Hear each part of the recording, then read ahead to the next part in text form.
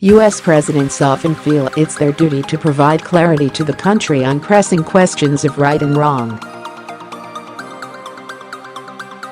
When President Abraham Lincoln was asked during the Civil War if his side enjoyed divine favor, he purportedly replied, "Sir, my concern is not whether God is on our side. My greatest concern is to be on God's side, for God is always right."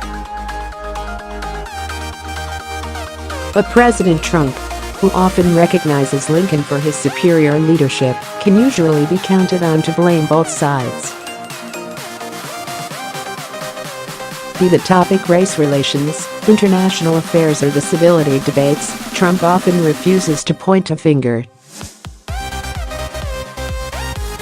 President Trump's news conference with Russia's Putin, annotated, "Do you hold Russia at all accountable for anything in particular?" a Reuters reporter asked Trump during his news conference Monday with Russian President Vladimir Putin. And if so, what would you consider them that they are responsible for? Trump replied. With this answer, Trump once again displayed his inability to recognize that one side misbehaved in a way that the other side did not. It is not clear what Trump believes the United States did that was comparably foolish to Russia's interference in the 2016 election, but what is clear is that blaming both sides has become a staple of the Trump presidency. After white supremacists led a rally in Charlottesville last summer that descended into violence, Trump blamed both sides for the chaos there. He compared anti-racism protesters who lacked a permit to white supremacists who had organized to defend Confederate memorials. "I think there's blame on both sides. And I have no doubt about it," Trump said in the aftermath of Charlottesville.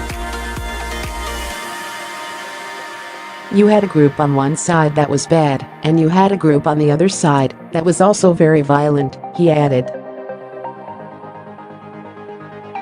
"No one wants to say that, but I'll say it's right now. You had a group on the other side that came charging in without a permit, and they were very, very violent."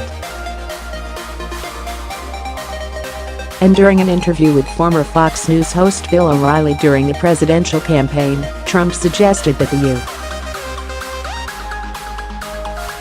U.S. behaved in a way comparable to Russia when it came to killing journalists and dissidents.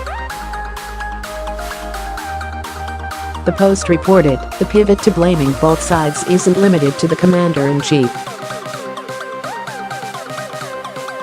Some supporters have adopted the same argument when asked to call out what to others is obviously inappropriate behavior.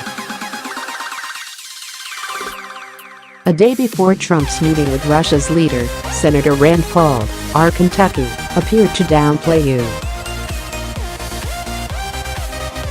U.S. intelligence findings about the country's interference in U.S. elections by arguing that the United States does the same thing. On CNN he said, while Paul argued that the two were not morally equivalent, his words repeatedly suggest that Russia's behavior is not morally inferior, just as Trump and many of his supporters and cable news surrogates do. The President of the United States is historically viewed as a moral leader, and having a strong grasp of morals involves being able to clearly distinguish right from wrong. But on issues ranging from hate crimes based on race to the harmful acts of governments, Trump has shown that he is incapable of holding accountable those most responsible.